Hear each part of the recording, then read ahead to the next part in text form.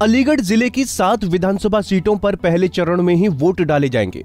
इस जिले में खैर, बरौली, अतरौली, छर्रा, कोल, अलीगढ़ और इगलास विधानसभा सीटों पर पहले चरण में ही वोट डाले जाएंगे। इस बार सत्ता में वापसी की आस लगाए बैठी समाजवादी पार्टी अलीगढ़ की हर सीट पर अपना जातीय समीकरण बिठा रही है। अखिलेश यादव इस बार सभी 7 सीटों को बीजेपी की झोली से झटकने की रणनीति पर काम कर रहे हैं, लेकिन इसके लिए समाजवादी पार्टी को अपने यादव और अल्पसंख्यक वोट के अलावा अन्य वर्ग से भी थोक वोट चाहिए। वहीं बीजेपी की सरकार ने भी अलीगढ़ के सियासी समीकरण को साधने के लिए कोई कसर नहीं छोड़ी है।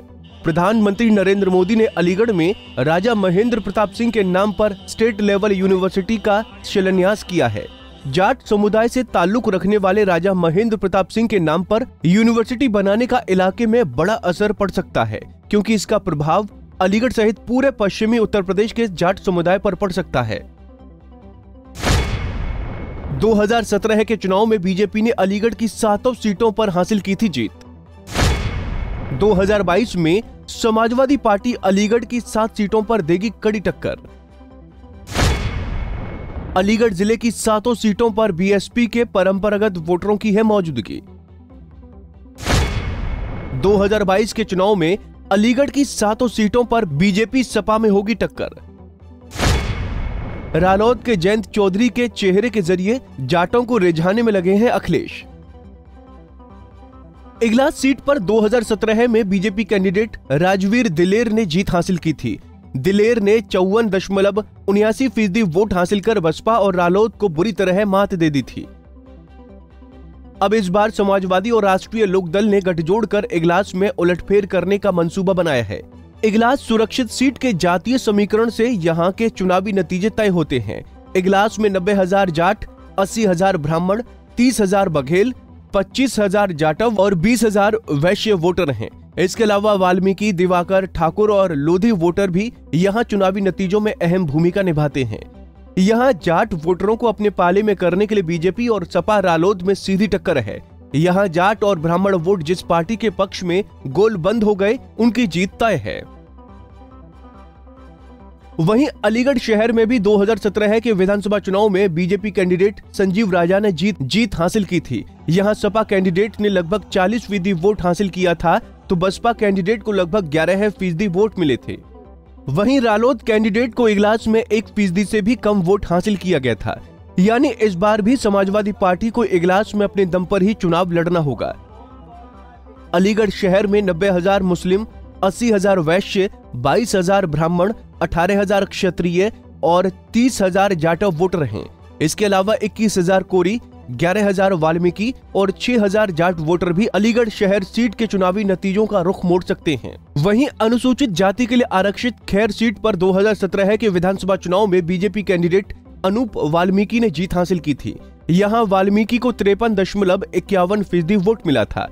वहीं बीएसपी कैंडिडेट को 23% और रालोद को 18% वोट मिला था। खैर सीट पर समाजवादी पार्टी के कैंडिडेट प्रशांत कुमार को 3.23% वोट मिला था। इसीलिए उम्मीद है कि गठबंधन में खैर सीट से रालोद कैंडिडेट को टिकट मिल सकता है। लेकिन अगर बीएसपी अपना 2017 वाला ही परफॉर्मेंस दिखाएगी तो सपा रालोद के कैंडिडेट को मुश्किलों का सामना करना पड़ सकता है।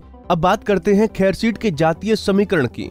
यहाँ 1 लाख से ज्यादा जाट, 50,000 ब्राह्मण, 45,000 जाटव, 25,000 मुस्लिम और 20,000 ठाकुर वोटर हैं।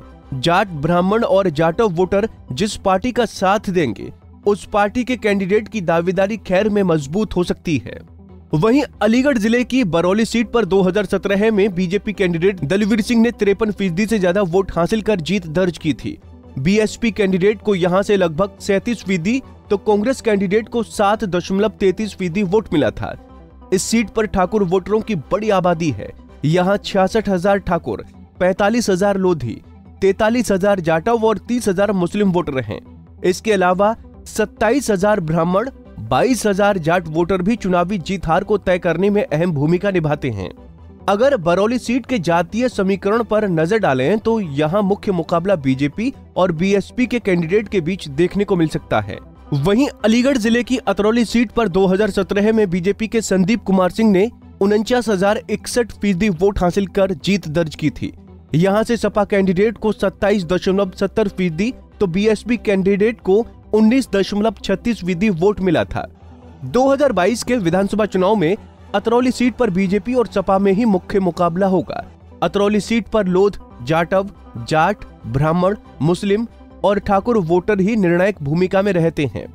अतरौली में 63,000 लोधी, 60,000 यादव, 33,000 जाट, 30,000 ब्राह्मण और 29,000 मुस्लिम वोटर हैं। वहीं यहां 18,000 ठाकुर और 12,000 वैश्य वोटर भी जीत हार तय करने में अपनी दखल रखते हैं। अलीगढ़ जिले की छर्रा विधानसभा सीट पर 2017 में बीजेपी के रविंद्र पाल सिंह ने 18.36% वोट हासिल कर जीत दर्ज की थी।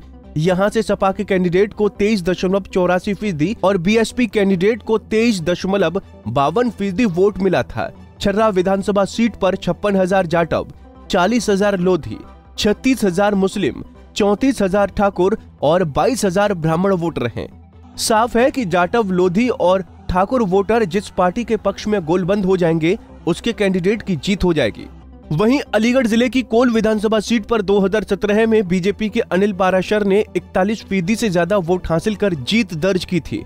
सपा कैंडिडेट ने 18.75%, तो बीएसपी कैंडिडेट ने 16.58% वोट हासिल किया था। कोल सीट पर मुस्लिम वोटरों की लगभग 1.25 लाख संख्या है।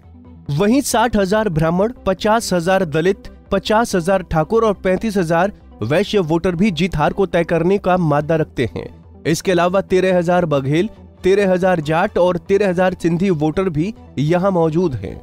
2022 में यहां मुख्य मुकाबला बीजेपी और समाजवादी पार्टी के कैंडिडेट में ही होगा।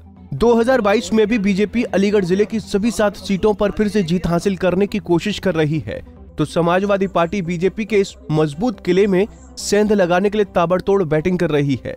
अब चुनावी नतीजे ही बताएंगे कि किस पार्टी के कैंडिडेट को जनता ने राज तिलक लगाया है। Bureau report, Punjab Kesari TV. हमसे जुड़े रहने के लिए हमारे YouTube चैनल को सब्सक्राइब करें और नई वीडियो की नोटिफिकेशन के लिए बेल आइकॉन को दबाएं। अगर आप ये वीडियो Facebook पर देख रहे हैं तो लाइक जरूर करें और ज्यादा से ज्यादा शेयर करें। धन्यवाद।